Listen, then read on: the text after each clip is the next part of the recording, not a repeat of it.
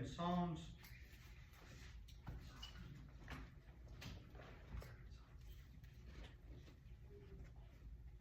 138.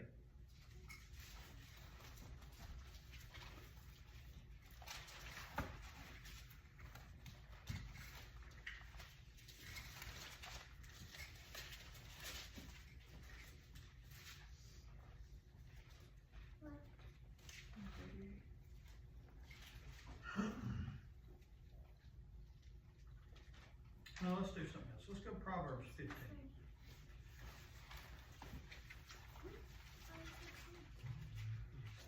Proverbs 15. Throw me for a loop.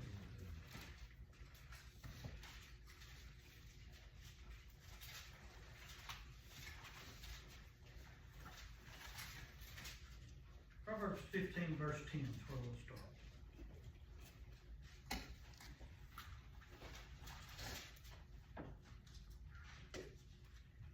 Verse 10 says, correction is grievous unto him that forsaketh the way, and he that hateth reproof shall die. Hell and destruction are before the Lord, how much more then the hearts of the children of men? A scorner loveth not one that reproveth him, neither will he go unto the wise. A merry heart maketh a cheerful countenance, but by sorrow of the heart the spirit is broken. The heart of him that hath understanding seeketh knowledge, but the mouth of the fools feedeth the foolishness, feedeth on foolishness. All the days of the afflicted are evil, but he that is of a merry heart hath a continual feast. Better is little with the fear of the Lord than great treasure and trouble therewith. Better is a dinner of herbs where love is, than a stalled ox and hatred therewith. And that's all we're going to read. The Lord's kind of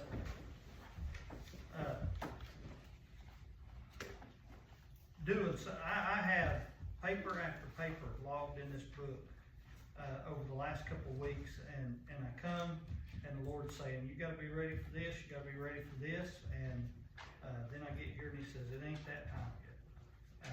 So I'm just going to trust in Him.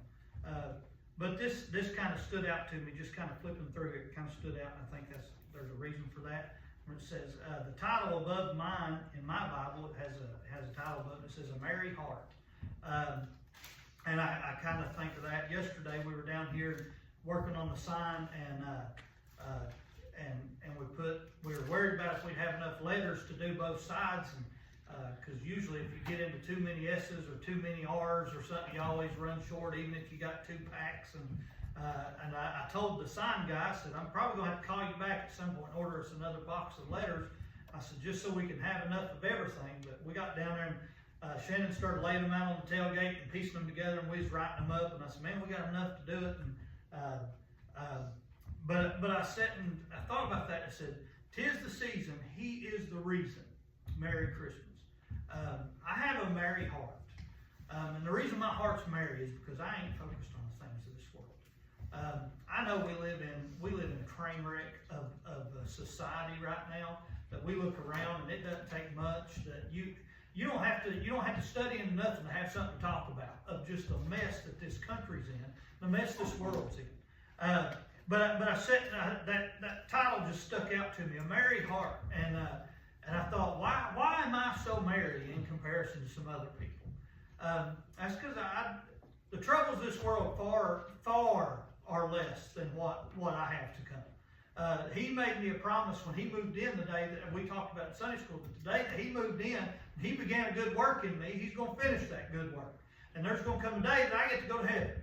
And it ain't off anything I've done, but it's off the fact that He began a good work in me. And that ought to make us merry. It ought to make us merry more than just in December. And I get it. December's an easy time. You drive around, you see people putting up lights, and you see, most places you get to see snow. Here we might get to see it every 10 years. But boy, you hear that song, Dreaming of a White Christmas. And you drive around, it snows on Christmas, and everything's just beautiful. And it's easy to be merry in that stuff. But if that's the things that you have your hope from, that snow's going to melt. And it's going to go away, and then the next year you're going to have a green Christmas or a brown Christmas. Most of the time we have brown Christmases around here because everything's dead by then, and you look out and it looks doomy and gloomy, and you're just like, my goodness, it looks terrible out there. I was giving my wife a hard time the last couple of weeks. She'd walk up on her porch and it was still fall. But then you open the door and it's Christmas Wonderland. And I said, I can't figure out which one I'm in. I said, I'm tied between two seasons. I walk up, it's happy fall, y'all, and pumpkins and little scarecrows. And I said, and I open the door and it's Christmas Wonderland in the living room. I said, I can't figure out where I'm at. And she said, I know, I got to get that stuff off the porch. I got to get that stuff off the porch. Usually my wife loves Christmas, and most of the time our house is fully decorated in Christmas stuff, and she'll start as far as November the 1st at midnight on October the 31st, she's ready to put up Christmas decorations. And I said, why do you do it? She said, because it just makes me happy. I just like that time of year. And there ain't nothing wrong with that. But we ought to have a merry heart longer than just in December. We ought to, realistically, it ought to be Christmas in our heart every day of the year. When we wake up in the mornings and we know the gift that was given for us, we ought to have a merry heart. We look around at people, and this said, let's see, where was it at? All the days of the afflicted are evil, but he that is of a merry heart hath a continual feast. And I look around and I see things, and like I said, you get caught up in stuff, and it starved you to death looking at some of the stuff that's going on in this world. Spiritually speaking, it starved you to death. But it says, he that has a merry heart has a continual feast. It's always there. It's always, and the best part I like about it is when you feel like it's all gone and you feel like you've reached the bottom, it's just like it builds back up again. I've been in places in my life where I've struggled and I've had a hard time, and I've looked around and I felt like there wasn't no more answers, and there wasn't nothing else there, and I didn't have any way to supply my need, and I didn't have any more left. But then all of a sudden, it was just like it was filled back up. I sit and I think about, when I say that, I think about the woman with the cruse of oil and the barrel of meal when she dig in. It never said he filled it up, right? It never said that he filled it all the way back up and it stayed full, but it said it never ran empty. That every time she'd scrape the bottom. And I think that's what happens a lot of times. I think there's been plenty of times in my life where I felt like I was dragging on the bottom, just trying to get what I could get, but then I'd pull it up and my cup would be full. And I'd look and I'd be like, man, where'd all that come from? I heard it scraping. My grandma used to have an old meal barrel that she had an old cabinet in the kitchen, and it had a meal barrel in it, and she'd keep her flour in there and cornmeal on one side and flour on the other. And she'd have her old scoop in there, and she'd scoop and pull out. Never ran dry. And my grandparents didn't have a lot of anything, but there was always meal in that barrel. But I sat and thought about that, and how that woman probably reached down in there so many times, and you could hear that metal on metal scraping by, and you think, Lord, I ain't going to have enough to make anything. She'd pull that thing out, and then it comes back to the scripture where it says, my cup runneth over. And she'd pull that meal barrel out, and she'd pull that scoop up, and it'd just be falling off of it. It'd be so full, and she'd think, well, I've still got a feast. Why? Because her heart was merry. She knew who she believed in. She knew that she trusted in it. She'd go to that cruse oil, and I think sometimes you find them old ones, these old metal-looking barrels, and they take it, and you didn't know how much was in there, and she'd think, boy, the last time she poured, it'd probably drip a couple of times. She'd think, boy, I'm out again. Then she'd go to make another cake, and she'd grab that cruse and pour it, and just pour out just as full as could be. Then by the time she'd done it, drip, she said, well, I'm out again. She'd come back next time, it'd be pouring out again. I think I mentioned this a couple weeks ago about that song says, I'm drinking from my saucer because my cup has overflowed. I thought that woman probably done that a few times where she thought, boy, we're down to our last meal. We're down to the last thing we got. She'd go in there and scrape the bottom, and there it comes, bubbling over again. And I think she'd just say, I think I'll just take what's fell off, and I'll keep that. I'll make the cake out of it this time. I'll put the cup back again because I'll need it later. But I got enough that's in the saucer to make what I needed today. And I thought that we ought to have a merry heart, that we ought to be the kind of people that walk around merry in every situation. And you go, well, you lost your mind. In every situation, you can't be merry. I think what the Bible says. The Bible says that I have a hope that passes beyond this world. It passes beyond all men's understanding. That I have a settled peace that's down inside of me that I ought to be happy. I ought to be merry about things in this life. I ought to be able to look at people and say, there's still something good to look for. There's still something. And people come to you all the time in situations. Ain't a doubt. All of us have had somebody like Anthony said with the lady at work, that her son just got diagnosed with a brain tumor. There's no doubt there's trouble in that, right? There ain't no doubt. But Anthony got to say, I got an answer for that. I can pray for that. I can pray that God take that away. But I can also promise you this. If he's been born again, it don't matter one way or the other. It's going to be a hard battle down here. You might have to fight a lot. But boy, what happens when you get over there doesn't compare to the struggles and the trials on this earth. The Bible says that it is beyond compare what's coming to us over there. That these things down here, these trials and troubles, they're going to pale in comparison to what's over there. He doesn't say, unless you have cancer, or unless you have this or that. He says, all of this down here pales in comparison to what I have waiting for you over there. Amen. We ought to have a merry heart for that. We ought to be the first ones that somebody comes with trouble and go, but can I tell you something good? Can I tell you there's still good news to be had? I don't know about anybody else, but I called one person yesterday morning. I texted a friend of mine and I said, hey, are you booked up tomorrow? And he said, yeah. He said, I'm booked up. I got to be somewhere Sunday morning and I got play practice Sunday night. I said, that's all I need to know. He said, why? You guys still trying to recover? I said, yeah. I said, but I guess I just need to go be a pastor of a church then, don't I? I said, I need to quit trying to get somebody else to do my job. He said, well, I mean, I understand where you're coming from. I said, yeah, but I ought to be excited to get to go back to that place. I ought to be excited to get to stand in a pulpit and say, God has been good to me. Too good to me for me to walk around with my lip hung out, waiting on somebody to step on it. I ought to be ashamed that I find myself in those places. Why? Because I ought to be married.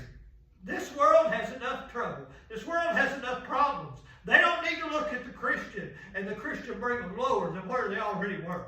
They ought to be able to look at the Christian and the Christian pick them up and say, hey, I've got something to be happy about. I don't have to be focused on the things of this world. I don't have to be drugged down in the mud by all this stuff that's going on. I've got something to be joyful about. We say, joy to the world, right? We sing it at Christmas.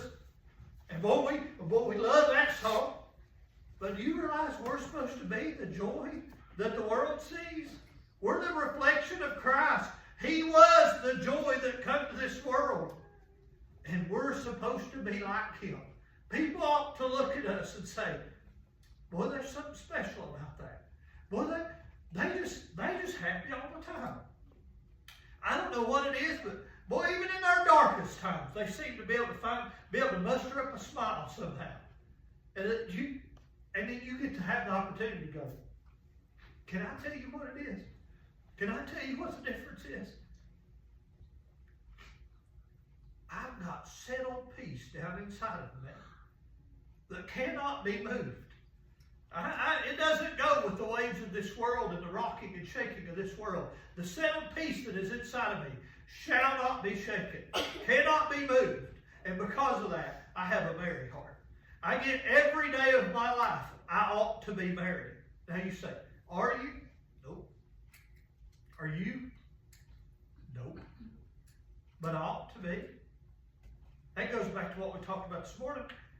If I pray the way I ought to, it says I ought to continually be in prayer. That I ought to be asking God for all these things. And if I ask Him in a fervent prayer, He says, I'll answer those prayers. When I find myself getting in a place where other people around me can look at me and not see a merry heart, then I ought to be on my face saying, Lord, I need your help. I need you to do something. I need you to revive in me what was once burning that is now just an ember. I need a flame. But so often we're okay with the ember. As long as it puts off a little heat, I'm all right.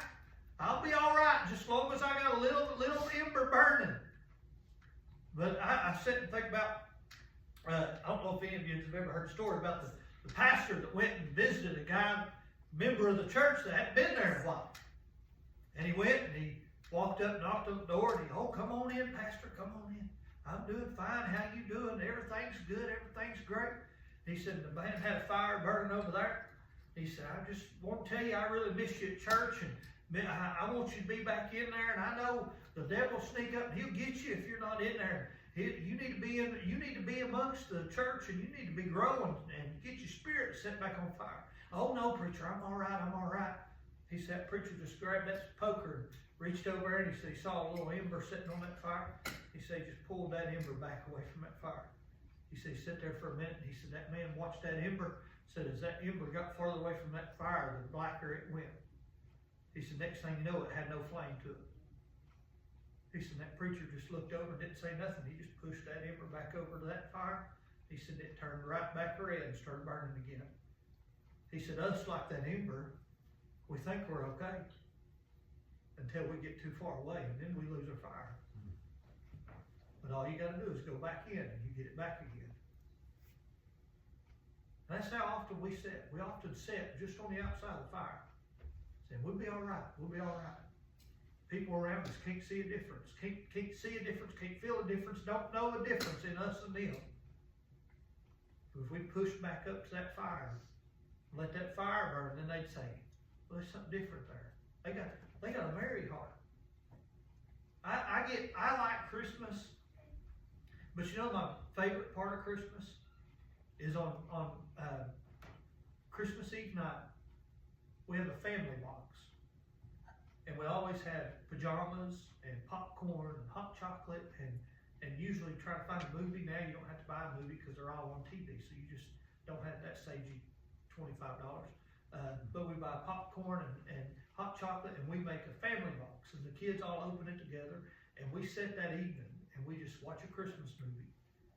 And before we go to bed that night, if I'm not mistaken, it might be, no, this is Christmas Eve night, we read the Christmas story out of Luke. And we spend that time together. And that's our time. And when we do that, that means more to me than anything that happens Christmas morning. And I know kids don't understand that. And they don't have to pay attention to the movie we watch. They want the popcorn and the chocolate, and it's all you do to get them to listen to you read Luke, the story of Christmas in the Bible. But that's what means the most to me. And then Monday morning, watching the smile on their face is all that matters. I don't care what's in those boxes. My wife will tell you right now, I don't know a single thing that's in those boxes. It's as much a surprise to me on Christmas morning as it is to kids. I wake up and go, oh, look what we did. And she goes, yeah, look what I did. I'm like, oh yeah, we done good. And the kids come up and say, thank you. And I go, no, thank your mama. But I finally got to a place that I realized what Christmas was. And it ain't about the gifts. And it ain't about what you can give one person as far as physically and monetarily. But if I could be somebody to give a merry heart, that I could look at people and people could see me and say, well, there's something good that swells up inside of him. Just there's a smile that's always there. There's somebody that always wants to help. There's somebody that's always there when you need them. If you call him, he answers the phone. He's not somebody that avoids you and runs away from you. He's always looking to be that help that somebody needs. If I could be that, that's what Christmas is about. That's what Christ done. When he come here and died, he come to what? Help every one of us that were hopeless and lost. But he come and said, I'll give all of me for all of you just to have an opportunity. Why? Because he had a merry heart. He loved beyond all understanding, right? Like I still, to this day, the closest I'll ever come to understanding how Christ loves people is going through adoption. And I've told you guys that. You're standing there, they tell you all these things that are wrong with them. And they say, but now if you sign this paper, you accept all that mess. But you don't have to sign it, but if you sign it, they're yours till the day you die. And you look over at them, and they're little bitty old things, and they're rotten, and they're mean. They got snot running down their face, and you're like, yeah, I'll take that one anyway. You write your name on there. Christ come to this earth with a merry heart, knowing that he had to come to die. But he looked at us and said, in all their filthiness, I'll come for that one. Just for that one. I am steadfast and unmovable on the fact that if it had been only for me, he'd have came to die anyway. He'd have looked at me in my sin. The Bible says that he found us while we were yet sinners. Christ loved us. But he'd have looked down on this earth and said, that one right there is born with no hope and no opportunity and no chance to ever have anything better. I think I'll go down there for him. And he came and he died. And he never left here with a bitter heart. He never left here with anger in his heart.